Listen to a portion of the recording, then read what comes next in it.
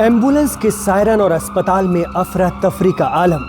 ये गजा नहीं, बैरूत नहीं, बल्कि इस्राइल का हाइफा शहर है। हाइफा शहर के साउथ यानी जुनूब में वाक़े बिन्यामिन फौजी अड्डे को हिजबुल्लाह ने ड्रोन से निशाना बनाया है। कहा जा रहा है कि इस हमले में आईडीएफ के 4 फौजी मारे गए हैं और बहुत बड़ी तादाद में जख्मी हुए हैं। जख्मी फौजियों की तादाद 67 बताई जा रही है। खास बात यह रही कि साउथ लेबनान से हाइफा पर हुए इस हमले को रोकने में इस्राइल ही नहीं, दुनिया का सबसे एडवांस माने जाने वाला एयर डिफेंस सिस्टम आयरन डोम फेल हो गया। यहां तक कि एयर रेड सायरन भी नहीं बजे। हिजबुल्लाह का यह हमला तब हुआ जब बहुत से इस्राएली फौजी कैंटीन में जमा थे। कैंटीन की हालत देखकर अंदाजा लगाया जा सकता है कि हमला कितना जबरदस्त था। जुगनुओं ने अंधेरों से लड़ाई जीत ली, चांद सूरज घर के रोशनदान पर रखे रह गए। ये बात मिडिल ईस्ट में चल रही जंग पर एकदम फिट बैठती है। लाइव हिंदुस्तान पर आप देख रहे हैं दीन दुनिया, मैं हूं इमरान खान। अब आपकी मर्जी है कि आप इसे किसी भी फरीक, किसी भी पक्ष पर फिट करके रख सकते हैं, लेकिन इतना तो है कि इस बार लेबनान की तंजीम हिजबुल्लाह ने इस्राइल की कमजोर नस को पकड़ लिया है। जी हां, और ये कमजोर नस है हाइफा शहर। हाइफा पर ताज़ा और अब तक के सबसे बड़े हमले को हिजबुल्लाह ने साउथ लेबनान में इस्राएली आक्रामकता और हमलों का जवाब बताया है। साथ ही धमकी दी है कि हाइफा में इस्राएली फोर्स सिविलियन बस्तियों का इस्तेमाल अपने लिए कर रही है, वहां भी जबरदस्त हमले किए जाएंगे।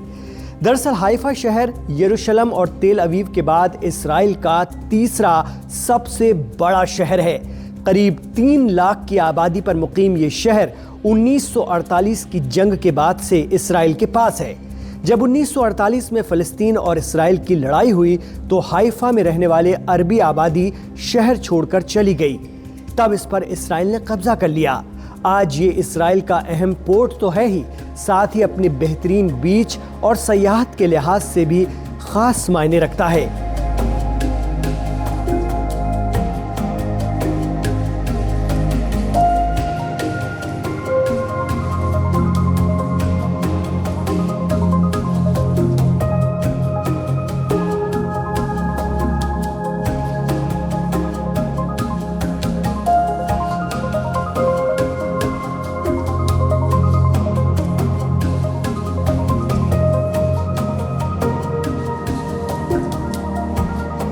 लेकिन दूसरी तरफ इस्राइल के नॉर्थ में मुकीम इस शहर पर लेबनान से हिजबुल्लाह, यमन से हूती और ईरान की नज़र भी रहती है। ख़ास बात यह है कि इस्राइल इस शहर पर होने वाले हमलों को उस तरह से नहीं रोक पाता जैसे अपने दीगर शहरों में होने वाले हमलों को रोक लेता है। 3000 साल पुराना शहर हाइफा इस्राइल की राजधानी तेल अवीव से 150 किलोमीटर दूर है, लेकिन लेबनान से करीब। यही वजह है कि हिजबुल्लाह के निशाने पर बना हुआ है हाइफा। पहली आलमी जंग यानी विश्व युद्ध से पहले हाइफा शहर ऑटोमन एम्पायर का हिस्सा था। इस्राइल के कब्जे में आने के बाद से ही फ़लस्तीन की आज़ादी के लिए जंग लड़ रही तंजीमों के रडार पर यह शहर बना हुआ है। यहाँ इस्राइल का अहम फौजी अड्डा भी है जिसे हिजबुल्लाह ने निशाना बनाया है।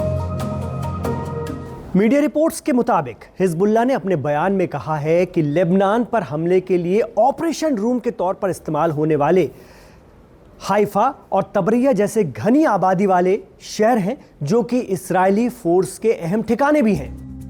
हिजबुल्लाह ने साफ साफ कह दिया है कि घनी आबादी वाले ये शहर और सैन्य ठिकाने इस्लामिक रेजिस्टेंस के रॉकेट और मिसाइलों का हदफ हैं, इसीलिए आम शहरी इस्राएल के सैन्य ठिकानों के करीब न जाएं।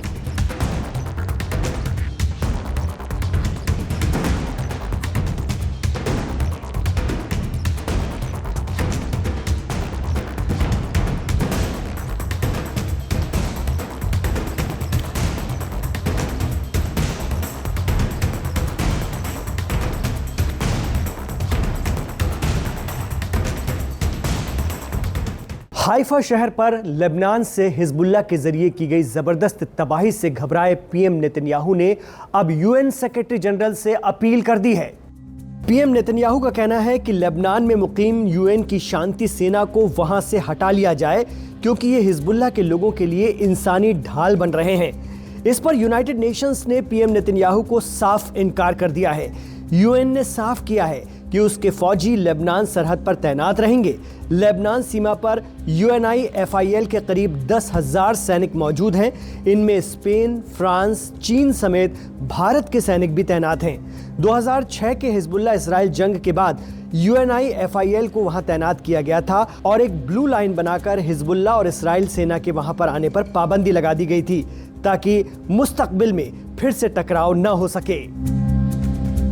लेकिन दुनिया भर के दबाव के बावजूद गजा और लेबनान में इस्राएली जारहियत यानी आक्रामकता कम होने का नाम नहीं ले रही है।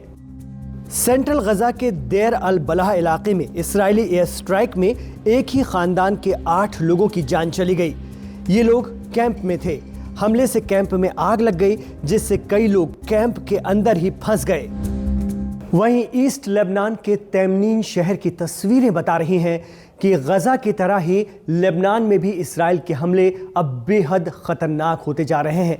पूरा का पूरा शहर ही गजा की तरह खंडहर बन गया है। बावजूद इसके इसराइल यूएन पीस फोर्सेस को हटाने की बात कह रहा है।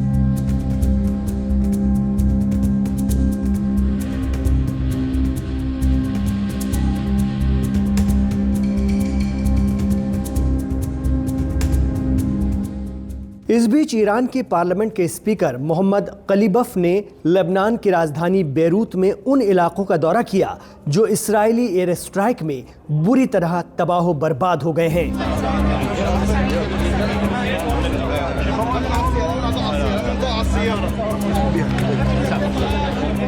लेबनान में तो फिर भी इस्राएली दखल है, लेकिन गजा के लोगों का क्या?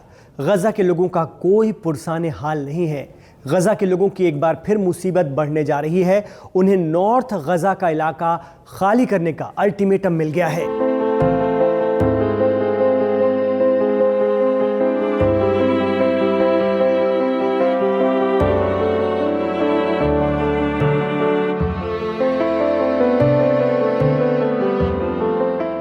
अपनी जान बचाने के लिए अपने छोटे छोटे बच्चों को लेकर पहले से ही खंडहर बन चुके शहर को छोड़कर लोग फिर दरबदर होने को मजबूर हैं।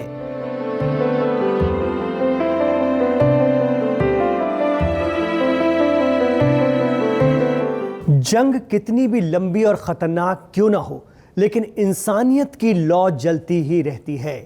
आइए आपको दिखाते हैं लेबनान के तबाह हो चुके इलाकों में किस तरह इंसानों के साथ साथ जानवरों का भी रेस्क्यू किया जा रहा है।